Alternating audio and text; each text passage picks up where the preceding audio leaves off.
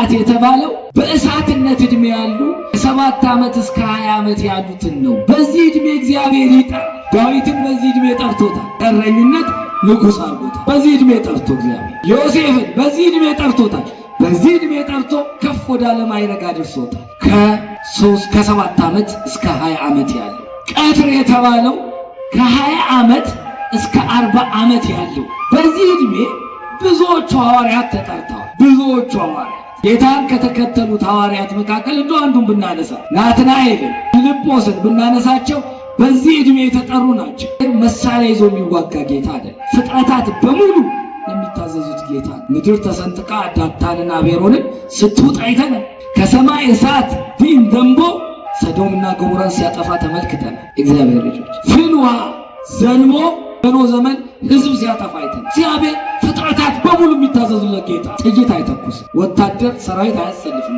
እግዚአብሔር ቃል ነው የሚያወጣው፣ ይሁን ነው ያደርግ። ስለዚህ እነዛ የንጹሐንን ደም ያፈሰሱት የሐሰት ነቢያቶች በሙሉ ሞቱ። ይህ መስዋዕት የተሰዋው በስንት ሰዓት ነው? 15 ስንጸልይ ጌታ ሆይ የኤልያስን መስዋዕት የተቀበለ ኤልያስን ለክብር መገለጫ ያደረገ የኤልያስን መንበርከክ፣ የኤልያስን ልቅሶ፣ የኤልያስን እንባ የተቀበልክ እግዚአብሔር የኔንም እንባ ተቀበለኝ ብለን ምን እንላለን? እንጸልያለን። 11 ሰዓት ላይ ይሄ እናደርጋለን። በተለያዩ ሰዎች ኃጢአት ምክንያት ሀገር ትቸገራለች።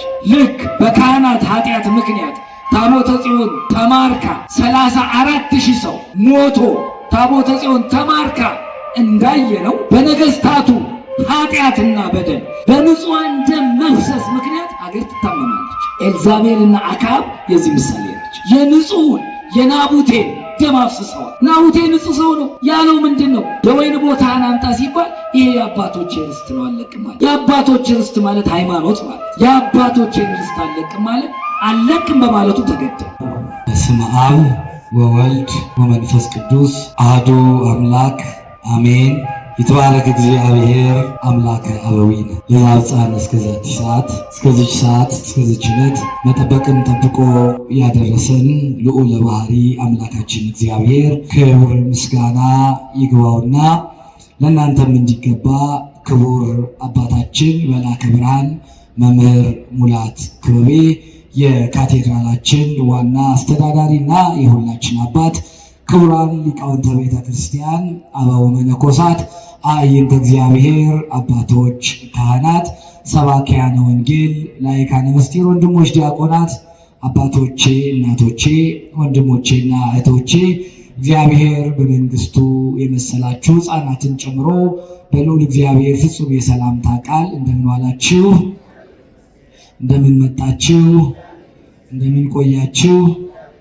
አሜን። እግዚአብሔር ይመስገን ብለን እንድናመሰግነው የረዳን የፈቀደልን የቅዱሳን አባቶቻችን አምላክ የእኛም አምላክ ልዑለ ባሕሪ አምላካችን እግዚአብሔር ስሙ የተመሰገነ ይሁን።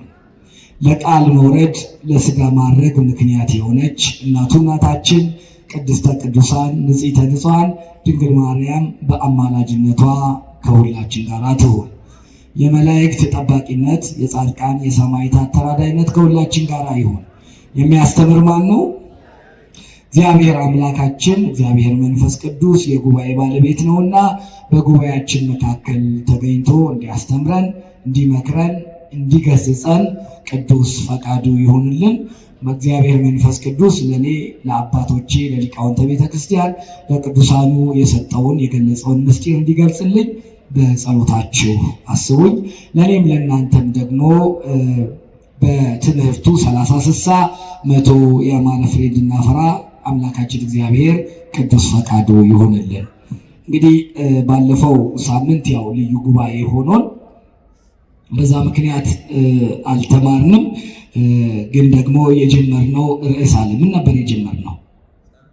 ጸሎት ነው። ከጸሎት ደግሞ በየትኛው ጊዜ መጸለይ እንዳለብን የምንነጋገርበት ነው። እንግዲህ ይህ የዕለተ ማክሰኞ ሁልጊዜም ዕለተ ሰሉስን መሰረት አድርገን የምንነጋገረው የሥርዓተ ቤተ ክርስቲያን ነውና ጸሎትን በጣም ረዘም አድርገን አይተናል። ምክንያቱ ደግሞ ጸሎት የሁሉ ነገር መሰረት ስለሆነ ጸሎት ራሱ ምን ማለት ነው ከሚለው ጀምረን ስንት ጊዜ አሁን ደግሞ በቀን ስንት ጊዜ መጸለይ ያለብን፣ ምን እያሰብን መጸለይ መቻል አለብን።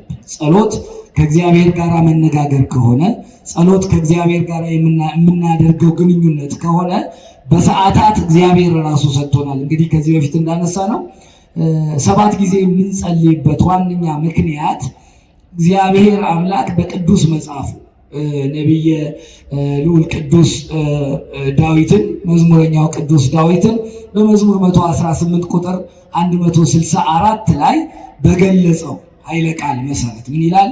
ስለ እውነት ፍርድህ 7 ጊዜ በቀን አመሰግናለሁ ይላል። ስለ ቅን ፍርድ፣ ስለ እውነተኛ ፍርድ በቀን 7 ጊዜ አመሰግናለሁ ይላል። ስለዚህ አባቶች በቀን 7 ጊዜ ማመስገንን ከዚህ መሰረት አድርገው ከዛም በኋላ ደግሞ ሊቃውንተ ቤተ ክርስቲያን በተለያየ መንገድ ተራቀውበታል።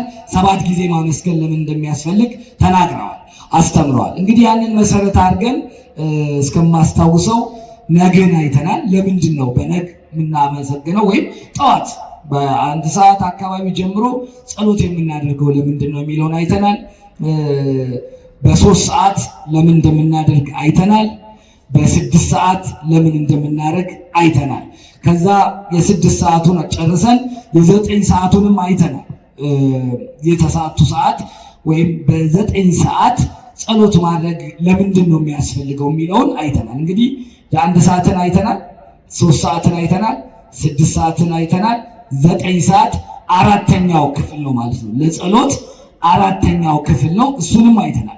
እንደመነሻ እንዲሆነን አያይዘን ዛሬ የሰርክ ጸሎት የሚባለውን ወይም የ11 ሰዓት ጸሎትን ለምን እናደርጋለን የሚለው እናያለን። ግን አያይዘን የ9 ሰዓቱን በተወሰነ መንገድ ነካ አድርገን ወደ ዛሬው ትምህርት እናልፋለን ማለት ነው። የቃሉ ባለቤት የጉባኤው ባለቤት አምላካችን እግዚአብሔር ከሁላችን ጋር ይሁን። እንግዲህ የእግዚአብሔር ልጆች ቅድስት ቤተክርስቲያን የሥርዓት ቦታ ነች።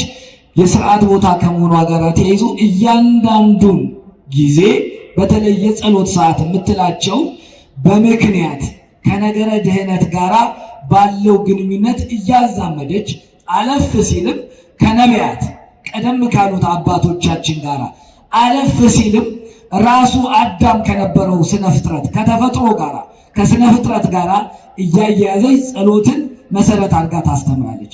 አንድ ክርስቲያን ለጸሎት ሲቆም እንደተነጋገርነው በእግዚአብሔር ፊት ነው የሚቆመው። በእግዚአብሔር ፊት የሚቆም አንድ ክርስቲያን ሰዓታቱን የተመደበለትን የጸሎት ሰዓቶች ሲያደርግ በዚህ ሰዓት እግዚአብሔር ለኔ ምን አደረገልኝ? እግዚአብሔር በ24ቱም ሰዓት ይጠብቀናል። በ24ቱም ሰዓት ከኛ ጋር ነው። ነገር ግን እነዚህ የተለዩ ሰዓቶች ከነገረ ድህነት ጋር ከመዳናችን ጋር እግዚአብሔር ካደረገልን ነገር ጋር አያይዘው ሊቃውንተ ቤተክርስቲያን በጣም በሰፊው ትምህርቱን ይሰጣሉ። እንግዲህ በተለይ 9 ሰዓትን ከዚህ በፊት እንዳነሳ ነው አራተኛው የጸሎት ክፍል ነው። ስለ 3 ወይም 4 ነገሮች 9 ሰዓት ላይ ጸሎት እናደርጋለን ብለናል። አንደኛው ራሱ በመደበኛነት የሚነሳው የ9 ሰዓቱ ጉዳይ በጣም ትኩረት ተደርጎ የሚነሳው ጌታ በ9 ሰዓት ቅድስት ነፍሱን ከቅዱስ ሥጋው የለየበት ሰዓት ነው። ይህ ሰዓት የክርስቶስ መሞት ለክርስቲያኖች መዳን መሰረታዊ ጉዳይ ነው። ምክንያቱም በሰው ድህነት ውስጥ በደንብ ልብ ልንለው የሚያስፈልገን የቀደሙት አባቶች ሱባኤ ገብተዋል፣ ጸሎት አድርገዋል። ሞት ሰልጥኖባቸው ከአባታችን አዳም ጀምሮ ሞት ሰልጥኖባቸው ሞት ጉልበት አግኝቶ በሲኦል ወድቀው ቆይተዋል። እንግዲህ በሲኦል ወድቀው ከቆዩ በኋላ እግዚአብሔር ሞትን የሚያሸንፍላቸው ነገር እነዚህ አባቶች ይፈልጉ ነበር። ሞትን ማን ያሸንፈዋል እያሉ ሞት ኃይል ነበረው፣ ጉልበት ነበረው። በዚህ ላይ ደግሞ በሞት ጉልበት ላይ በሞት ኃይል ላይ ስልጣን ሊኖረው የሚችል ፍጥረት ማንም አልነበር። እንደምታውቁት ታላላቅ አባቶች ተነስተዋል። እግዚአብሔርን 570 ጊዜ ያነጋገረው ሙሴ ተነስቷል። እግዚአብሔርን ገጽ በገጽ ማየት መነጋገር የቻለ ታላቅ አባት ግን ሞትን ማሸነፍ አልቻለም። እሱም በበረሃ ነው ሞቶ የቀረው። አብርሃምን ያህል ታላቅ አባት ተነስቷል። ሥላሴን በቤቱ ያስተናገደ ግን ሞትን ማሸነፍ አልቻለም። እንደ ኖህ አይነት ለዓለም መቀጠል፣ ለዓለም መትረፍ፣ ዓለም እግዚአብሔር የፈጠረው ሰውን በአርአያችን በምሳሌያችን እንፍጠር ተብሎ የተፈጠረው ሰው ትውልዱ እንዲቀጥል ምክንያት የሆነ ታላቅ አባት ተነስቷል። ግን ሞትን ማሸነፍ አልቻሉም። በሱባኤያቸው ሞትን አላሸነፉም። መላእክት ሞትን ማሸነፍ አይችሉም። አንደኛ ባህሪያቸው ከሞት ጋር የሚዛመድ አይደለም፣ ሟቾች አይደሉም። አንዴ ዘላለማዊ ሆነው የተፈጠሩት።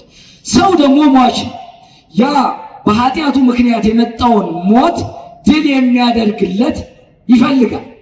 ስለዚህ መላእክት ሊያድኑት አልቻሉም። መስዋዕት ተሰውቷል በኦሪት። ይሄን መስዋዕት ሰውን ሊያድነው አልቻለም። ያልቀረበ የመስዋዕት አይነት የለም። አበው ሱባኤ ገብተዋል። ነቢያቱ መጥተዋል። ታላላቅ ከአበይት ነቢያት እስከ ደቂቀ ነቢያት መጥተዋል። ማንም ሞትን ሊያሸንፍ ሲኦልን ሊበረብር የሚችል ማንም አልነበረም። ስለዚህ ሰው በስጋ የሞተው ሰው ነፍሱም የሞተችበት ሰው፣ ምክንያቱም ነፍስ ባትሞትም በባህሪ የነፍስ ሞቷ ከእግዚአብሔር መለየት ነው ይላሉ ሊቃውንት። ሞታ ለነፍስ ርቅ መእግዚአብሔር። ሰው በነፍሱ ሞተ የሚባለው ከእግዚአብሔር ሲለይ ነው። ስለዚህ ሰው ከእግዚአብሔር ተለይቶ ስለነበረ የሞተ ስጋው ላይ ሞተ ነፍስ ተደምሮበት ነበር። በርዕደተ መቃብር ወደ መቃብር በመውረድ ላይ ርዕደተ ሲኦል ተጨምሮበት ነበር። ስለዚህ ሞትን የሚያል ባህሪውን ለብሶ የሱን ባህሪ አድርጎ እንደ ሰው ስጋ ለብሶ ሟች የሆነ ሰው ሆኖ መጥቶ ሞትን ድል የሚያደርግለት ይፈልግ ነበር። ይህንን ማድረግ የሚችል ደግሞ እግዚአብሔር ብቻ። መላእክት አይችሉም፣ ሰው አይችልም፣ የቀረበ መስዋዕት አይችልም ይህንን ማድረግ። ስለዚህ ክርስቶስ መጣ።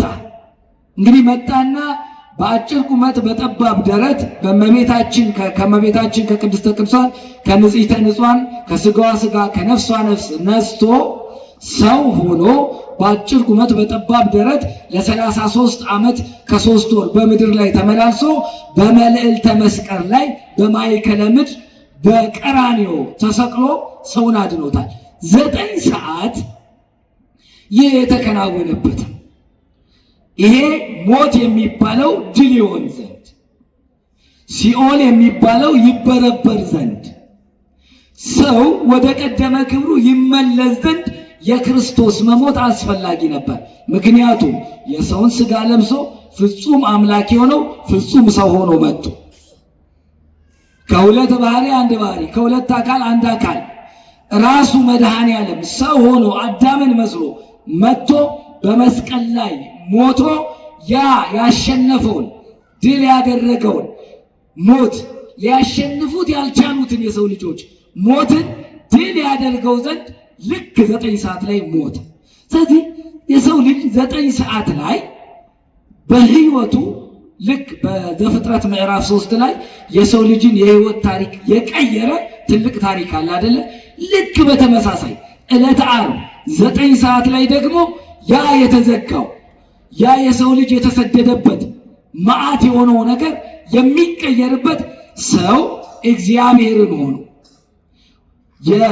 ጉልበት የነበረው ሞት ጉልበት የሌለው ሆኖ ሟች የሆነው ሰው ሕያው ፍጥረት ሕያው ሆኖ በእግዚአብሔር ፊት ራሱ እግዚአብሔር በስጋ እግዚአብሔርን ተዛምዶ እግዚአብሔርን በስጋ ዘመድ ሆኖ ድል አድርጎ የሚመጣበት ሰዓት ነበር።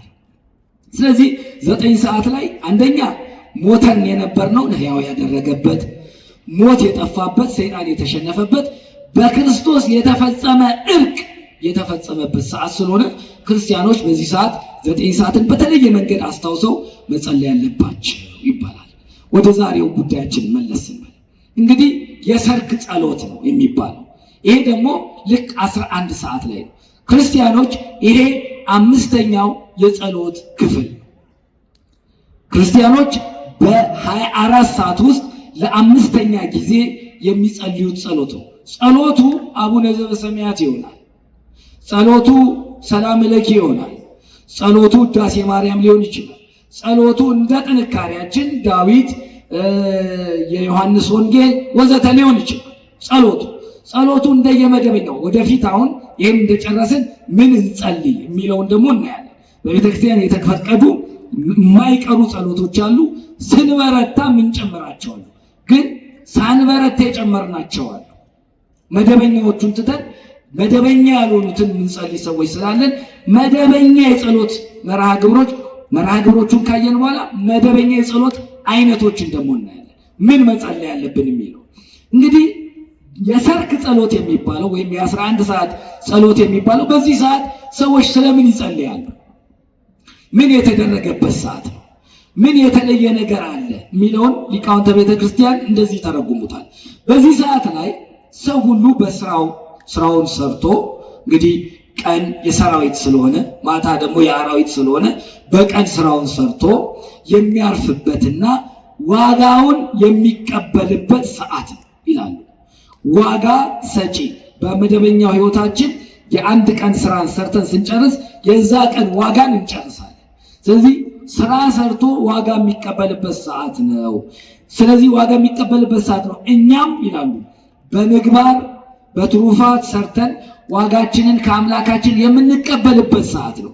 እግዚአብሔር እንደየ ልፋታችን በቸርነቱ ዋጋ የሚከፍልበት ሰዓት መሆኑን አስበን ልፋታችን ድካማችንን በእግዚአብሔር ቸርነት ታግዞ በእግዚአብሔር ምሕረት ታግዞ በይቅርታውና በምሕረቱ ታግዞ ዋጋ የሚሰጥበት ሰዓት መሆኑን አስበን እግዚአብሔር ዋጋ ሰጪ መሆኑ እግዚአብሔር እንደየ ልፋታችን እንደየ ድካማችን ቸርነቱን ጨምሮ ዋጋ የሚሰጥ አምላክ መሆኑን አስበን የምንጸልይበት ነው ይላሉ። ይህን ሲያስረዱ የማቴዎስ ወንጌል ምዕራፍ 20 ያነሳሉ። በዚህ በማቴዎስ ወንጌል በምዕራፍ 20 ከቁጥር 1 እስከ 16 ያለ አንድ ታሪክ አለ። የእግዚአብሔር ልጆች በጣም ልብ ብለን ልናዳምጠው የሚገባ ክፍል ነው። በማቴዎስ ወንጌል በምዕራፍ 20 ከቁጥር 1 እስከ 16 ጌታችን መድኃኒታችን ኢየሱስ ክርስቶስ ትምህርት ያስተምራቸዋል። እንግዲህ በእስራኤል የተለያዩ ምሳሌዎችን እያደረገ ጌታ ሲያስተምራቸው ቆይቷል። አንደኛው ምሳሌ ይሄ ነው። እንዲህ አላቸው፣ መንግሥተ ሰማያት የወይን ቦታውን ሊያስጠብቅ የወደደን ሰው ትመስላለች አላቸው። ማን ምን የፈቀደን ምን የፈለገን ትመስላለች? ተናገሩ እንጂ ከቃሉ ጋር ናችሁ? እሺ ልመልስላችሁ። በዚህ በማቴዎስ ወንጌል በምዕራፍ 20 ከቁጥር 1 ጀምሮ እስከ 16 ያለ ኃይለ ቃል አለ። ቃሉ ጌታ የሚያስተምረው ቃል እንዲህ ነው የሚለው፣ መንግሥተ ሰማያት የወይን ቦታውን ሊያስጠብቅ ሊያሰራ የፈለገን ሰው ትመስላለች። መንግሥተ ሰማያትን በአንድ ሰው መስሎ እየነገራቸው ነው። ያ ሰው የወይን ቦታ አለው። ያንን የወይን ቦታ ሊያሰራ ሊያስጠብቅ የፈለገን ሰው ትመስላለች። ያ ሰው በነግ ወጣ ይላል። በምን ነግ ላይ 1 ሰዓት ላይ ወጣ። ሰራተኞችን አገኘ። ኑ የወይን ቦታዬን ስሩ፣ በ1 ዲናር ቀኑን ሙሉ ትሰራላችሁ ሆይ አላቸው። ተስማሙ። እንጠብቃለን እንሰራለን አሉ። 1 ዲናር ከፈላቸው። 1 ዲናር ሊከፍላቸው ተስማሙ። ወደ የት መጡ? ወደ ወይን ቦታው መጡ። 3 ሰዓት ላይ ተመልሶ ወጣ። አሁንም ስራ የሚፈልጉ ሰዎች ቆመው አገኘ። ስራ ትሻላችሁ? አዎ። የወይን ቦታዬን ትሰራላችሁ፣ ትንከባከባላችሁ። በወይን ቦታዬ ላይ ስራ እየሰራችሁ ትቆያላችሁ። 1 ዲናር እከፍላችኋለሁ አላቸው። እሺ አሉ። ይዟቸው መጣ። 6 ሰዓት ላይ ተመልሶ ወጣ። ቀትር ላይ እንግዲህ ይህንን እያስታወሳችሁ ነግ ምን እንደተነጋገርን 3 ሰዓት ላይ ምን እንደተነጋገርን ቀትር ላይ ምን እንደተነጋገርን እያስታወሳችሁ ልክ 6 ሰዓት ላይ ወጣ። 6 ሰዓት ላይ ወጣና አሁንም ጠየቃቸው። ደስ ይለናል እንሰራለን አሉ። 1 ዲናር ሊከፍላቸው ተነጋገሩ። ሰራተኞቹን ይዟቸው ገባ። 9 ሰዓት ላይ ወጣ። አሁንም ስራ አጥተው የቆሙ ሰዎችን አገኘ። እነሱንም አነጋገረ። 1 ዲናር እንደሚከፍላቸው ነግሯቸው ይዟቸው መጣ ወደ ወይን ቦታው። 11 ሰዓት ላይ ወጣ። ሰርክ ላይ 11 ሰዓት ላይ ወጣና አሁንም ሰዎች ቆመው አገኘ። እንዴ ምን እያረጋችሁ ነው አላቸው። ስራ አተን ቆመናል አሉት። በሉን ወደ ወይን ቦታዬ ኑና የወይን ቦታዬ ላይ ስሩ፣ 1 ዲናር እከፍላችኋለሁ አላቸው። መጥተው ወደ ወይን ቦታው ስራቸውን ጀመሩ። በመሸ ጊዜ ባለ ወይን ቦታው ዋጋ ሊከፍላቸው ሰራተኞቹን ጠራ። ሰርክ ከመጡት ጀምሮ ወይም 11 ሰዓት ከመጡት ጀምሮ መክፈል ጀመረ። 1 ዲናር ሰጠው። ቀጥሎ ላሉትም 1 ዲናር ሰጣቸው። ቀድመው የመጡት አንጎራጎሩ፣ ተገረሙ። እንዴት እኛ የጠዋቱን ቁር የቀኑን ሐሩር ችለን ስንሰራ ቆየን፣ ለእኛም 11 ሰዓት ለመጡትም እንዴት ይህን ነገር ሰጠ አሉ። እንደውም አንድምታው ያስፋፋዋል እንጂ በቀጥታ በመጽሐፍ ቅዱስ ላይ አጉረመረሙ፣ ተከፉ ነው። አንድምታው አደነቁ ብሎ ደግሞ ያቀናዋል። ተገረሙ፣ ጠየቁት። ስለምን ታጉረመርማላችሁ? ስለምንስ ታዝናላችሁ? የተነጋገርነው ስንት ነው አላቸው። 1 ዲናር ነው አሉት። ዋጋችሁን አሳጥቻችኋለሁ አላቸው። አላሳጣህንም አሉት። ለሌሎቹ በመስጠቴ ለምን ትከፋላችሁ አላቸው። የወይኑ ባለቤት ይህንን ተናግሮ ለሁሉም እንደ ዋጋቸው ሰጣቸው። ሊቃውንተ ቤተ ክርስቲያን ይህንን ሲተረጉሙ ነግላይ የተባለው አሉ ጠዋት አስቀድሞ ጠዋት የተባሉት ወደ ቤተ ክርስቲያን ከመጀመሪያ ከተወለዱበት ዕድሜ እስከ 7 ዓመት ዕድሜ የተጠሩ ናቸው ይላሉ። በጠዋት የተጠሩ አሉ። ነግላይ አይታችኋል። አቡነ ተክለ ሃይማኖት ገና በልጅነታቸው እንደተወለዱ ወደ እግዚአብሔር በትንቢተ ኤርምያስ ላይም እንደተባለው በእናትህ ማኅፀን ሳለ መረጥኩ ብሎታል። አንዳንዴ እግዚአብሔር የፈቀደላቸው ዋጋቸውን የሚቀበሉ ሰዎች አሉ። መቼ? ገና ከልጅነታቸው ጀምረው። ቂርቆስን ታስታውሳላችሁ አይደል? ትንሽ ልጅ ነው፣ ሕፃን ልጅ ቅዱስ ቂርቆስ እናቱን ያበረታ ነበረ። በ3 ዓመት ማጠራው እግዚአብሔር ጠራው። በነግ እግዚአብሔር በጠዋት የሚጠራቸው ሰዎች አሉ። የእግዚአብሔርን ድምፅ በጠዋት ሲጠሩ የሚሰሙ አሉ። ሳሙኤልን ታስታውሳላችሁ አይደል? ታቦተ ጽዮንን አሁን ኅዳር 21 ስናከብር ሳሙኤልን እኮ እናስታውሰዋለን።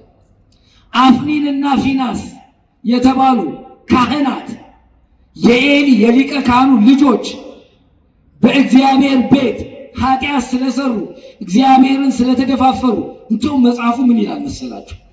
ካህናት እኮ ናቸው። አፍኒንና ፊናስ እግዚአብሔርን አያውቁትም ነበር ይላል። አያስደነግጥ? ካህን ናቸው፣ ቤተ መቅደስ ገብተው የሚያገለግሉ ናቸው። እግዚአብሔርን ግን ምን አይሉትም? አያውቁትም ነበር ይላል።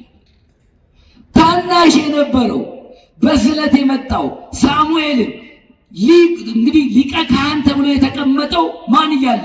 ኤሊ እያለ 40 ዓመት እስራኤልን በመስፍንነትም በክህነትም ሲያገለግል የነበረው ኤሊ ታቦተ ጽዮን ፊት ለፊት ተቀምጦ ትንሹን ራእይ ምን እንደሆነ ገና እግዚአብሔር ማን እንደሆነ የማያውቀውን ሳሙኤልን እግዚአብሔር ኤሊን ንቆ ሳሙኤልን ጠራው። ሳሙኤል ብሎ ጠራው። አያችሁ፣ እግዚአብሔር በትንሽነታቸው ይመርጣቸዋል። ወጥቶ እግዚአብሔር ሲፈልጋቸው በልጅነታቸው ሲጠሩ አቤት ብለው የሚመለሱዋል። በነግ የተባለው እሱ፣ በ3 ሰዓት የተባለው በእሳትነት ዕድሜ ያሉ ከ7 ዓመት እስከ 20 ዓመት ያሉትን ነው። በዚህ ዕድሜ እግዚአብሔር ይጠራል።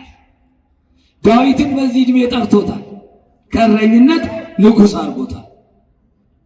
በዚህ ዕድሜ ጠርቶ እግዚአብሔር ዮሴፍን በዚህ ዕድሜ ጠርቶታል። በዚህ ዕድሜ ጠርቶ ከፍ ወዳለ ማዕረግ አድርሶታል። ከ7 ዓመት እስከ 20 ዓመት ያለው ቀትር የተባለው ከ20 ዓመት እስከ 40 ዓመት ያለው። በዚህ ዕድሜ ብዙዎቹ ሐዋርያት ተጠርተዋል።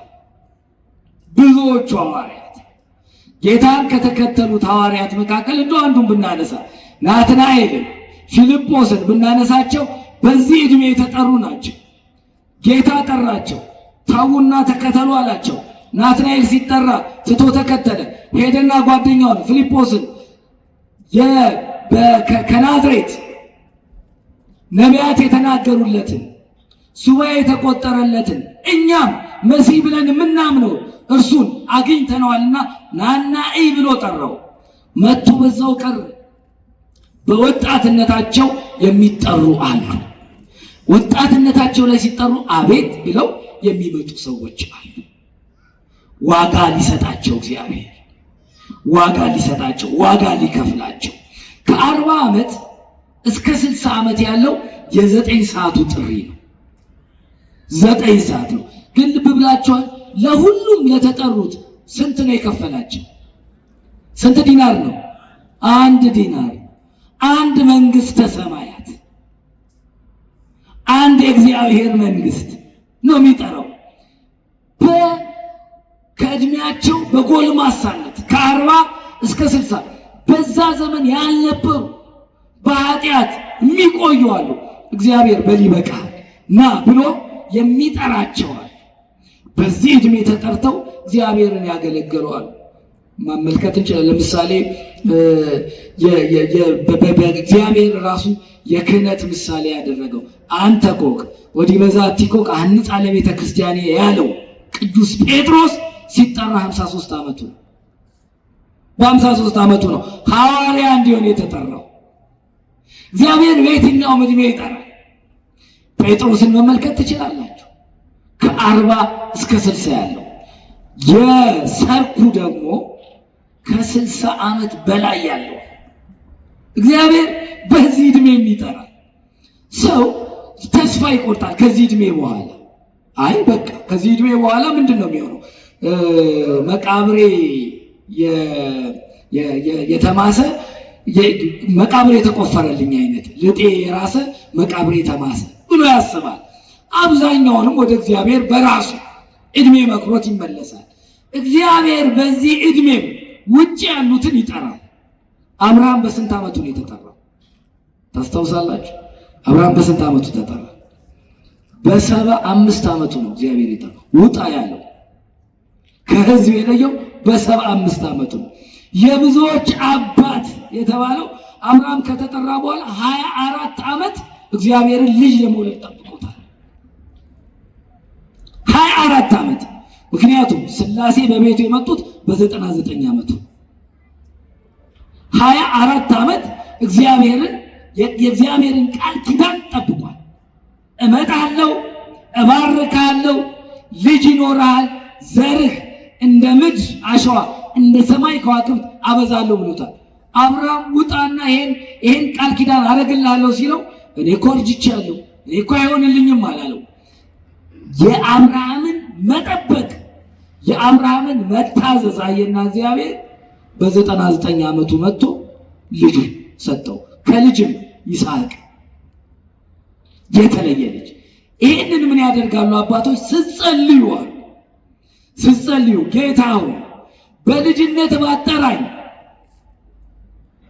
በወጣትነት ጥራኝ፣ በወጣትነት ካለፈኝ በጎልማሳነቴ ጥራኝ፣ በጎልማሳነቴ ካለፈኝ በእርጅናዬም ቢሆን አስታውሰ ጥራኝ። ይሄንን አድርግልኝ። 11 ሰዓት ዋጋ መቀበያ ሰዓት ነው።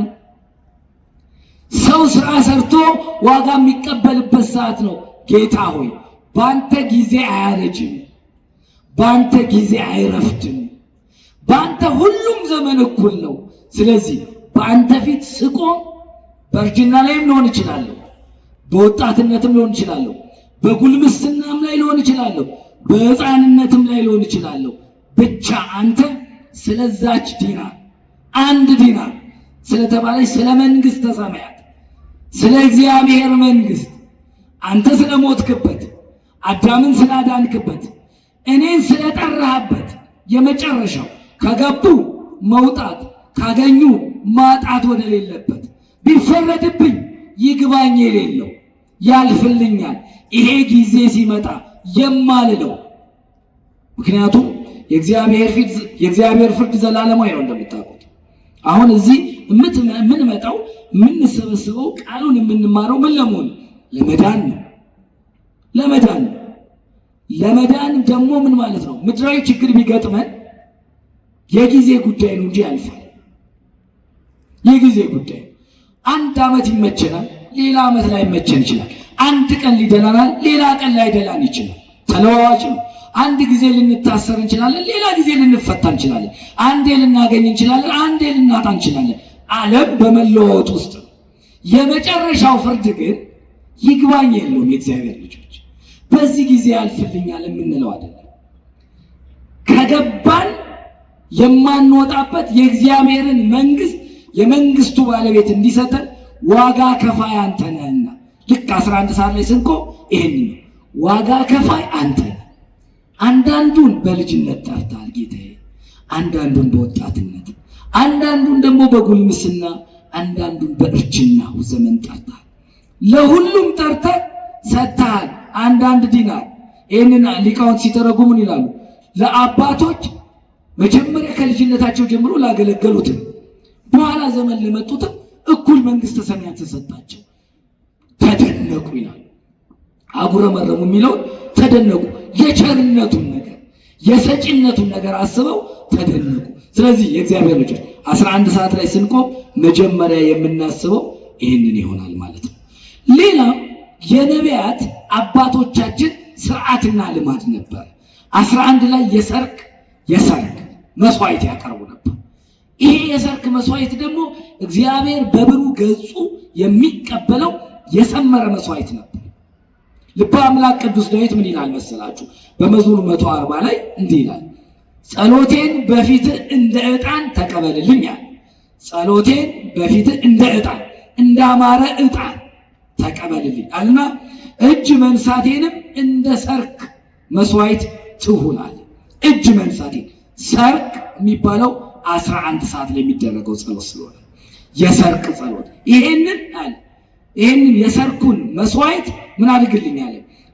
የራሴ እጅ መንሳቴ እንደ ሰርክ መስዋዕት። ምን ማለት ነው የሰርክ መስዋዕት? ታዲያ የሰርክ መስዋዕት ማለት የሰመረ ዋጋ የምንቀበልበት። አንድ ታሪክ ላንሳላችሁ። በነቢዩ ኤልያስ በአንደኛ ነገሥት በምዕራፍ 18 ከቁጥር 1 እስከ 40 ያለ ታሪክ አለ። ኤልያስን እንደምታውቁት ታላቅ ነቢይ እግዚአብሔር የሰወረው እስካሁንም ያልሞተ አካሄዱን ከእግዚአብሔር ጋር አድርጎ የተሰወረ ታላቅ አባት ኤልያስ ለእግዚአብሔር መንግሥት ለእግዚአብሔር አምልኮ የሚቀናም ነበር። ሰዎች ጣዖት ሲያመልኩ ከእግዚአብሔር መንገድ ሲወጡ የሚናደድ፣ ስለ እግዚአብሔር ክብር በእግዚአብሔር ፊት ቆሞ የሚጸልይ የሚታገል፣ በራሱ ጻድቅ ቅዱስ የሆነ አባት። የጠመመ ጊዜ ገጠመና እግዚአብሔርን የማያመልኩ ሰዎች ከእግዚአብሔር የወጡ ሰዎች በገጠሙት ጊዜ እንደ አክዓብ አይነት ንጉሥ፣ እንደ ኤልዛቤል አይነት ንግሥት በሰው ደም የሰከሩ ንጹሐንን ደም በማፍሰስ ደስታቸው የሆነ ንጹሐንን ከአባቶቻቸው ርስት ነቅለው ደም የሚያፈሱ ባልና ሚስት የነበሩበት ዘመን፣ የጣዖት አምልኮ የበዛበት ዘመን፣ እግዚአብሔርን የሚያመልኩ ሰዎች የሚሳደዱበት ዘመን ነበር። እንዲህ አይነት ዘመን በየጊዜው ይመጣል። እግዚአብሔር ልጆች በየወቅቱ እንደ ኤልያስ አይነት አባቶች፣ እንደ ኤልያስ አይነት ነቢይ ይመጣል አይመጣም ሌላ ጉዳይ ነው እንጂ እንዲህ አይነት ዘመን ግን ደጋግሞ ይመጣል። ክፉዎች የሚነሱበት፣ አማኞች የሚሳደዱበት፣ የእግዚአብሔር የቸርነቱን ነገር የምንረሳበት ብዙ ዘመን አለ። ኤልያስ 3 ዓመት ከ6 ወር በኃጢአታቸው ምክንያት ሰማይን ከዝናብ ከለከለ። የኛ አባቶች ሰማይ የሚታዘዝላቸው ናቸው። በገባኦን ሰማይ ፀሐይን ያቆመ አባት አለ። 3 ዓመት ከ6 ወር ዝናብን የከለከለ አባት አለ። ባህርን ለ2 የከፈለ አባት አለ። ተረት አይደለም፣ መጽሐፍ ቅዱስ። ይህንን የሚያደርጉ ታላላቅ አባቶች ነበሩ። ከነዚህ አባቶች መካከል አንዱ ኤልያስ ነበር። ኤልያስ 3 ዓመት ከ6 ወር ዘግቶት ነበር ሰማይ። ረሃብ ሆነ፣ ታሪኩ ረጅም ስለሆነ ችግር ሆነ። ብዙዎች ተራቡ፣ ምድር ተራቆተች። እግዚአብሔር ልክ በምዕራፍ በመጀመሪያ ነገሥት ምዕራፍ 18 ላይ ልክ ስትሄዱ የመጀመሪያው ቁጥር ላይ እንዲህ ይላል፣ እግዚአብሔር እንዲህ አለኝ አለ፣ ወደ እስራኤል ሂድ፣ አክዓብን ተገናኘው፣ ዝናብንም አዘንባለሁ አለኝ አለ። ስለዚህ እግዚአብሔር ቃል መጣለት፣ ወረደና ኤልያስ ከኖረበት ከተደበቀበት ወጥቶ ሄደ። አክዓብ በተለይ ኤልዛቤል ኤልያስን ታሳድደው ነበር። ምክንያቱም እንደሱ አይነት ነቢይ ምንድነው? መምህር ወመገስጽ ዘኢያደሎ ለገጽ ነው። መምህር ነው፣ ያስተምራል። መምህር ነው፣ ቃል እግዚአብሔርን ያስተምራል፣ ይገስጻል። ንጉሥ ነው፣ ንግሥት ናት፣ ሀብታም ነው፣ ድሃ ነው አይልም። ፊት አይቶ አያደላም። የእግዚአብሔርን ቃል በምዕላት በድፍረት ይናገራል። ስለዚህ አይወዱትም፣ ያሳድዱት ነበር። እግዚአብሔር ግን ምን አለው? ሂድና አክዓብን ተገናኝ አለው። ወደ አክዓብ ወረደ ኤልያስ። ኤልያስ ወደ አክዓብና ኤልዛቤል ሲመጣ የቤታቸው ኃላፊ የሆነ አብድዩ የሚባል የቤታቸው ኃላፊ የሆነ ግን እግዚአብሔርን የሚፈራ ሰው ነበር። እነዚህ እግዚአብሔርን የማይፈሩ ሰዎች ናቸው፣ ግን እግዚአብሔርን የሚፈራ ሰው በቤታቸው ነበር። እንደውም እግዚአብሔርን የመፍራቱ ዋና ማሳያ ኤልያስ በተሰደደ ጊዜ ኤልዛቤል የእግዚአብሔር ነቢያትን አሳዳ በገደለች ጊዜ 100 የእግዚአብሔር ነቢያትን 50ውን በአንድ ዋሻ 50ውን በአንድ ዋሻ አድርጎ ምግብ እያበላ ቆይቷቸው። አብድዩ ልክ ኤልያስ ሲመጣ አየው፣ በፊቱ ወደቀ፣ ሰገደ። ኤልያስ ምን አለው? ሂድና አክዓብን ንጉሱን ጥራው አለው። የእግዚአብሔር ሰው ወይ እንድሞት ትፈቅዳለህን? አለ። እንድሞት? ምክንያቱም ይሄን ተናግረህ እኔ አክዓብን ልጠራው ቢሄድ አክዓብ ሲመጣ የእግዚአብሔር መንፈስ አንተን ወደ አንድ ቦታ ይወስዳል። በዚህ ምክንያት ምን ይደረጋል?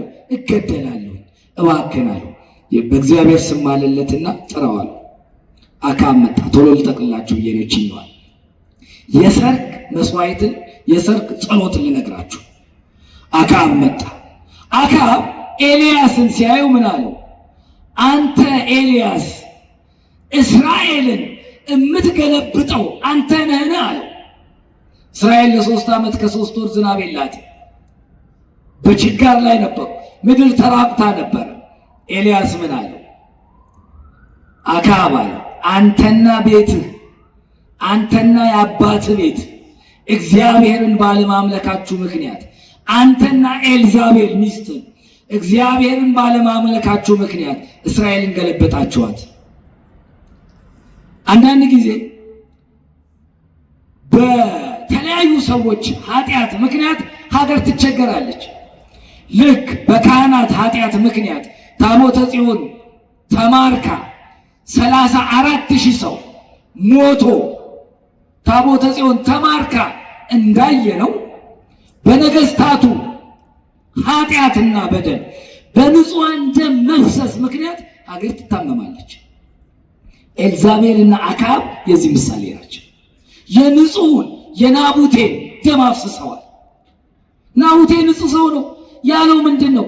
የወይን ቦታህን አምጣ ሲባል ይሄ የአባቶች ርስት ነው አለቅም ማለት። የአባቶች ርስት ማለት ሃይማኖት ማለት ነው። የአባቶች ርስት አለቅም ማለት አለቅም በማለቱ ተገደለ። ዛሬ አባቶቻችንን ሃይማኖት አለቅም በማለታቸው ብዙዎች እየሞቱ እኮ ነው አይደል? ልክ እንደ ናቡቴ። እግዚአብሔር ግን በቀለኛ አምላክ ነው። በቀል የእግዚአብሔር ነው። እግዚአብሔር ይበቀላል። መጽሐፍ እንዲህ ይላል፣ እግዚአብሔር ተዋጊ ነው፣ ስሙ እግዚአብሔር ነው ይላል። እግዚአብሔር ይዋጋል። እንደ ናቡቴ ንጹሕ ደም የፈሰሰበት ከሆነ ንጹሐን ሞተዋልና በንጹሐን ደም እግዚአብሔር አይደራደርም። አክዓብና ኤልዛቤልን ውሻ ደማቸውን ልሶታል። ባፈሰሱበት ቦታ ደማቸው ፈሶ እግዚአብሔር ይዋጋል። ይሄ መጽሐፍ ነው የሚል መጽሐፍ የተናገረው። ስለዚህ አንተና የአባት ቤት ነው እስራኤልን የምትገለብጡት አለው። አሁን አለው እግዚአብሔር እንዲህ ብሎኛል፣ እኔም መጥቻለሁ። ያንተን የጣዖት ነቢያትን ሰብስብ፣ ከእግዚአብሔር ነቢያት የቀረሁት እኔ ብቻ ነኝ አለው። ሁሉንም ጨፍጭፈው ሁሉንም ገለው የእግዚአብሔር ነቢያት አልነበሩ። 450 የጣዖት ነቢያትን ሰበሰበ። በል አንተም ያንተም ጣዖት አምላኪ ነቢያቶችን እኔም በእግዚአብሔር በአምላካችን ፊት እንቆማለን አለ። ስለዚህ መጀመሪያ መስዋዕት እናቀርባለን። ሰዎቹን ዞረና እስራኤልን በሙሉ ተቆጣቸው። እስከ መቼ ነው በሁለት ልብ የምታነክሱት? እስከ መቼ ነው? ወይ እግዚአብሔርን ታመልካላችሁ ወይ በአሊምን ታመልካላችሁ አላቸው። ጣዖታቸው እሱ ነበረና ዛሬ በእግዚአብሔር ፊት ወይ በጣዖታችሁ ፊት አምላክ ማን እንደሆነ ይገለጣል አላቸው።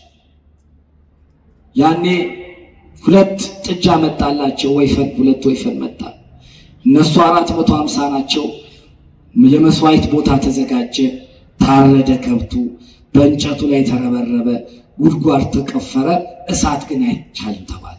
እሳት ከሰማይ ወርዶ መስዋዕቱን መብላት አለበት። በሉ እናንተ ጀምሩ አላቸው። ከ3 ሰዓት ጀመሩ፣ እስከ 6 ሰዓት ጮሁ።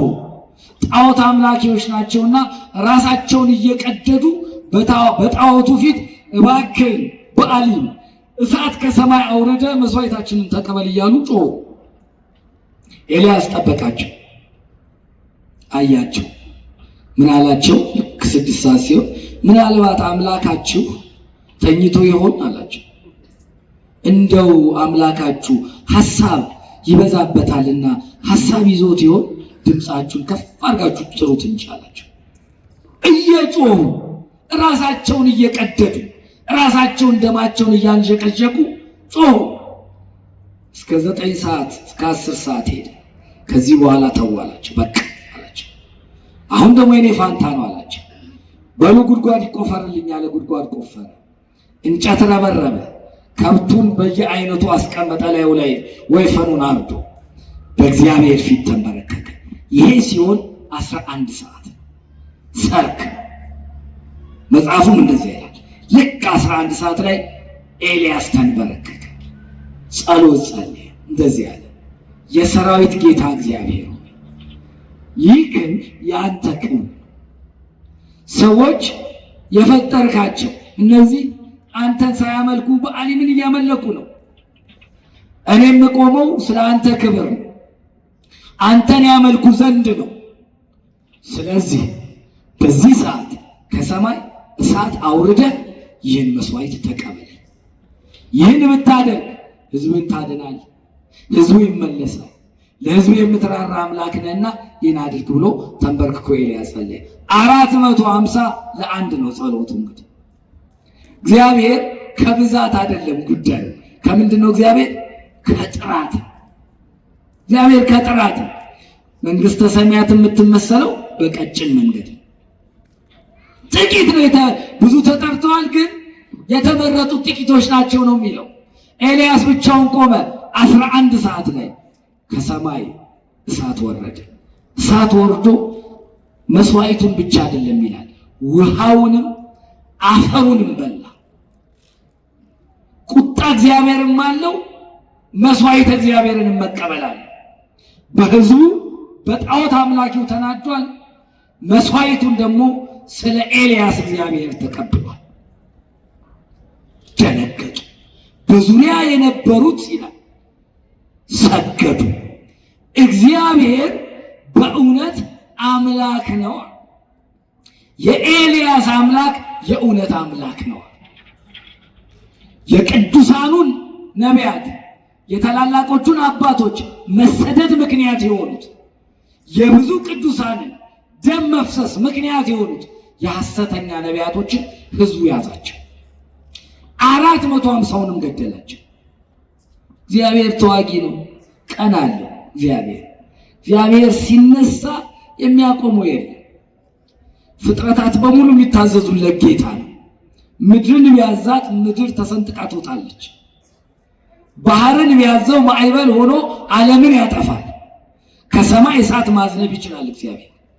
እግዚአብሔር መሳሪያ ይዞ የሚዋጋ ጌታ አይደለም። ፍጥረታት በሙሉ የሚታዘዙት ጌታ ነው። ምድር ተሰንጥቃ ዳታንና አቤሮንን ስትውጥ አይተናል።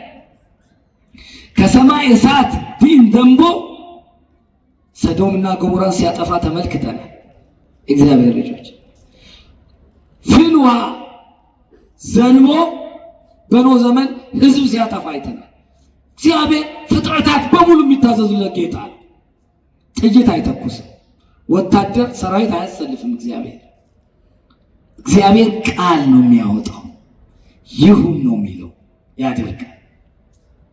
ስለዚህ እነዛ የንጹሐንን ደም ያፈሰሱት የሐሰት ነቢያቶች በሙሉ ሞቱ። ይህ መስዋዕት የተሰዋው በስንት ሰዓት ነው? 11 ሰዓት። ስንጸልይ ጌታ ሆይ የኤልያስን መስዋዕት የተቀበልክ፣ ኤልያስን ለክብር መገለጫ ያደረግ፣ የኤልያስን መንበርከክ፣ የኤልያስን ልቅሶ፣ የኤልያስን እንባ የተቀበልክ እግዚአብሔር የኔንም እንባ ተቀበለኝ ብለን ምን እንላለን? እንጸልያለን። 11 ሰዓት ላይ ይሄ እናደርጋለን። በጣም ብዙ ታሪክ ስላለው ግልጽ ነው። ሌላኛውና መሰረታዊ ከነገረ ድህነት ጋር የተያዘው 11 ሰዓት ላይ ምን አለ? ጌታችን መድኃኒታችን ኢየሱስ ክርስቶስ ከ6 ሰዓት እስከ 9 ሰዓት በመስቀል ላይ ቆየ። 9 ሰዓት ላይ ምን አለው? ተፈጸመ አለና ቅድስት ሥጋውን ከቅድስት ነፍሱ ለየ። 11 ሰዓት ላይ በሐዲስ መቃብር ወረደ። ወደ መቃብር የወረደበት ሰዓት። ይህ ሰዓት የነቢያቱ ጩኸት፣ የብዙዎቹ ልቅሶ፣ እንባ የታበሰበት ሰዓት ነው። ምክንያቱም ሞት የሚፈትነው የሚያሸንፈው፣ መቃብርን የሚገለብጠው፣ መቃብርን ጉልበት የሚያሳጣው መድኃኒዓለም ወደ መቃብር የወረደበት ሰዓት ነው። ይህ ሰዓት ነው የአዳም የመዳኑ ጉዳይ የሚፈጸመው። አዳም እንደነገርኳችሁ በርዕደተ መቃብር ላይ ርዕደተ ገሃነም፣ ርዕደተ ሲኦል ተወስኖበት የነበረ አባት ነው። ስለዚህ ጌታ የአዳምን ሞት ሞተለት። አዳም የወረደውን የመቃብር መውረድ እሱ ወረደለት። አሁን አዳም ሕያው ነው የሚሆን። አዳም ይህን ሰዓት ይጠብቅ ነበር በሲኦል። ዲያቆኑ አዳምን ሆኖ ነው አይደለ? ተንሥኡ ለጸሎት የሚለው ይቺ የቃል ኪዳን የተስፋው ሰዓት ናት። አዳም ከገነት ከወጣ ሰዓት ጀምሮ እቺን ሰዓት ይፈልጋል። እቺን ሰዓት ጌታ በስጋ ወደ መቃብር ወርዶ በነፍስ ወደ ሲኦል ነው የሄደው። ሲኦልን ሊበረብራት አስቀድሞ በጥምቀት እንደምታውቁት በዮርዳኖስ ዲያብሎስ 2 ደብዳቤዎችን የዕዳ ደብዳቤዎች አጽፎ አዳም ገብሩ ለዲያብሎስ ሔዋን አመቱ ለዲያብሎስ የሚል በእብነ በረድ ቀርጾ አንዱን በሲኦል አንዱን በዮርዳኖስ አስቀምጦ ነበር ይላሉ አባቶች። ይህንን ሲተረጉሙ እንደው በድንጋይ መጽሐፍ አያስፈልገው ፍቃዳቸውን ነው ይላሉ። ፍቃዳቸው በዮርዳኖስ የነበረውን እንደ ሰውነቱ ምን ብሎ ቀጥቅጦ ቆሞ አቅልጦ ቀጥቅጦ እንደ አምላክነቱ አቅልጦ አጥፍቶታል። በሲኦል የነበረውን የዕዳ ደብዳቤ ደግሞ በዕለተ ዓርብ ጌታ ልክ ወደ መቃብር ሲወርድ ቀጥታ ወዴት ሄዷል? ወደ ሲኦል ሄዷል። ያኔ ነው አዳም ተንሥኡ ለጸሎት ያለው። ለጸሎት ተነሱ፣ ሰዓቱ ደርሷል። የእናንተ የነቢያቱ ጩኸት፣ ልቅሶ፣ የኔም እንባ ይወርዳል ይወለዳል የተባለው ወርዷል፣ ተወልዷል። ሞቶ ሊያድነን አሁን በመስቀል ላይ ተሰቅሏል። አሁን ደግሞ ወደኛ መጥቷል። ስለዚህ ለጸሎት ተነሱ። ያኔ በሲኦል የነበረው በሙሉ ምን አለ? ምስለ መንፈስ ቃል እንደ ቃል ይሁንልን ከመንፈስ ጋር ተንሱ ለጸሎት እግዚኦ ተሳሃለና አቤቱ ይቅር በለን። ጌታ ሆይ ይቅር በለን። ልመና አይደል? ይቅር በለን አለ። ጌታ መጣላቸው። ሰላም ለኩልክሙ አላቸው። ይሄ ቃል ለ5500 ዘመን በጉጉት ሲጠበቅ የነበረ ይህንን ቃል ይህንን ተስፋ ነበር የሚጠብቁት። 11 ሰዓት ይሄ የሆነበት ሰዓት ሰላም ለኩልክሙ ያለበት። እነሱስ ምስለ መንፈስ እንደ ቃል ይሁንልን ከመንፈስ ጋር። ያንተ ሰላም ይሁን ማለት አማናዊ ሰላም ነው። ያንተ በእኛ መካከል መገኘት ሲኦል በሯን ከፍታ የነበረችው የሲኦል በር መዘጋት፣ የገነት በር መከፈት ነው። ተስፋችን፣ መድኃኒታችን መሲሁ ያለ እምታድነን ያለ መጥተልናል። ስለዚህ ስንቆም ልክ 11 ሰዓት ላይ ስንቆም ምን ብለን እንቆማለን ማለት ነው? ጌታ ሆይ በሲኦል የነበሩትን ነፍሳት ነፃ እንዳወጣ እኔም በኑሮዬ በሕይወቴ በብዙ ነገሮች ውስጥ ጨለማ ውስጥ ነኝ፣ እሳት ውስጥ ነኝ። ጌታ ሆይ ያንን ቃልህ ለአዳም የሰጠውን ሰላም ለኩልክሙ ያልከውን በእውነት የሚያረጋጋውን ቃል ሐዋርያትንም ሰላም ለእናንተ ይሁን ሲላቸው እኮ ነው የተረጋጉት። ስለዚህ ሰላም ለእናንተ ይሁን ብለህ ቃልህን ማረጋጊያውን አማናዊውን ሰላም የሰጠ ጌታ እባክህ በዚህ ሰዓት ቆሜ አንተን ስለምን እውነተኛውን የመረጋጋቱን ሰዓት በእኔ